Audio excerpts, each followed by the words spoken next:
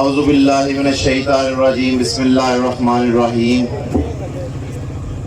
मैं सारे दोस्तों का, बुजुर्गों का, भाइयों का, सारे साथियों का इंतहाई मशहूर हाँ कि जेड़े अपने कीमती वक्त जो टाइम कढ़ के, और मैं समझना इस मुश्किल वक्त मैं पता है कि ये वाड़ियां के दिहाड़े ने, असी जेड़े भी साथी को गए हाँ, मैं उन्होंने इंतहाई मशहूर हाँ कि जेड़ी साड़ी कॉल से और बड़े शार्ट नोटिस से इत्थे पहुंचे ने।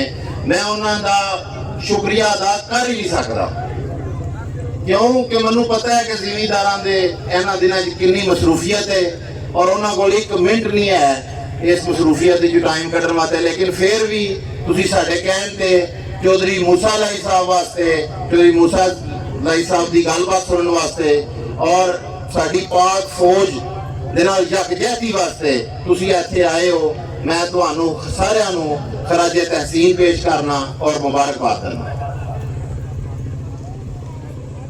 जिस तरह मेरे सारे दोस्तों ने इत्थे तकरीर गल्लां कीतियां ने कि जेड़े लोग जेड़ी पार्टी पाक फौज के बारे च गल कर रही है, देखो जिला गुजरात की पहचान है कि सब नालों ज्यादा निशाने हैदर जिला गुजरात के जवानों को ने,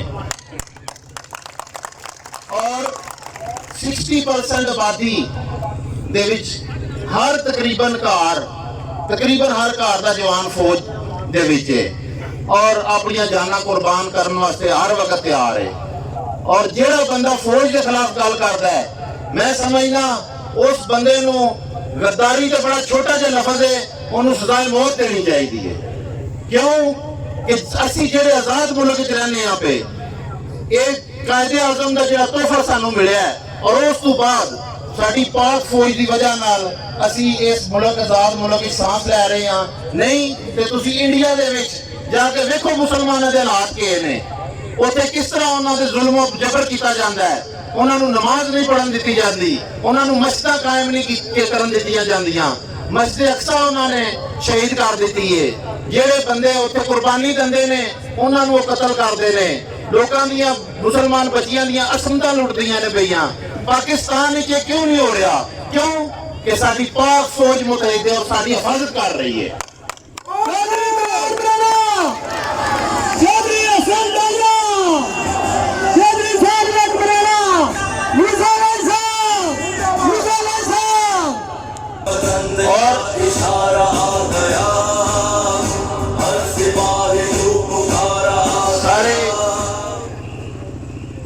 मैं समझना सियासत की तरफ जेड़ा बंदा सियासत मजहब नू और फौज नू इस्तेमाल करता है, उस बंदे नू सियासत करने का कोई हक नहीं। और तुसी सियासत करनी है तो किसी इशू ते करो। एक ही सियासत है कि जी फौज ने फलाने नू लैंदा ते फौज ने, तुसी बंदे दे पुत्र बनो। फौज आके लोगों को घर च आखदी है वोट फलानी थां ते पाओ। तुसी मैनू दसो इत्थे इलैक्शन होया पिछला, फौज मौजूद है यार पोलिंग स्टेशन ते, किसी बंदे का उन्हें हथ फड़िया हो वोट फलानी थां ते नहीं पाना या मोहर फलानी थां ते पाओ, बल्कि वो तो अमन कायम करने वास्ते आते हैं ताकि इतने लड़ाई झगड़ा ना हो। और ये उस गल की वजह ये कहते हैं जी देखो जी फौज ने आके तो फलानी पार्टी में जिता लिया तो फलानी पार्टी में जिता, और तुहाडे अपने अंदर वसल कोई नहीं, तुसी लोगों की खिदमत करते। नवाज शरीफ देखो हुण अदालतां की आख रही ने कि 10 साल शहबाज शरीफ करोड़ों तो अरबापति हो गया है। वो दस किस तरह कितों आए ने पैसे, उन्होंने को पूछते हैं तो आखते हैं जी फौज ज्यादती कर दी है पई, कदे आखते हैं अदालतां ज्यादती कर दी ने पईयां, कदे आखते हैं नहर ज्यादती कर दी है पई। इत्थे MNA साहब ने हुण कोई जलसा किया 4 दिहाड़े पहला अपने डेरे दे विच 4 कुर्सियां ला के, उत्थे 4 पार्टियां कट्ठियां, वो 8 MNA पीपल्स पार्टी दे भी नून लीग दे भी सारे डिवीजन दे MNA ना कट्ठे कीते ते मेरा ख्याल है कोई 500-700 हज़ार बंदा आया ने।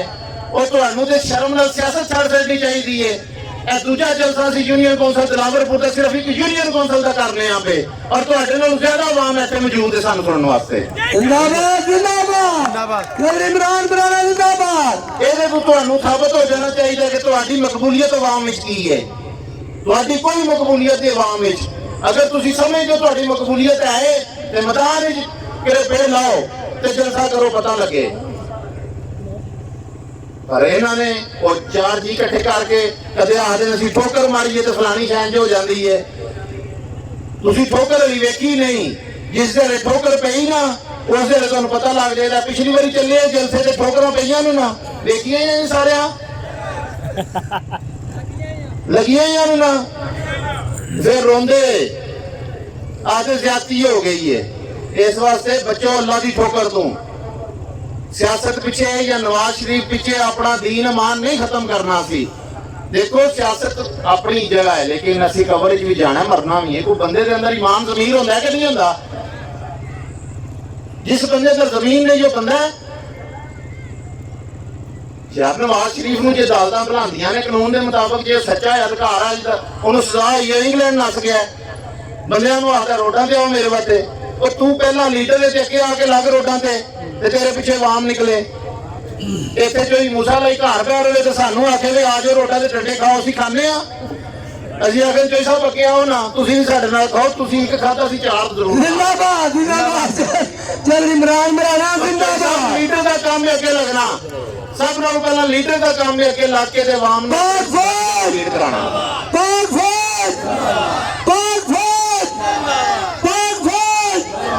इतने डेरे च बुला के पाक फौज के खिलाफ गल्लां कर रहे ने।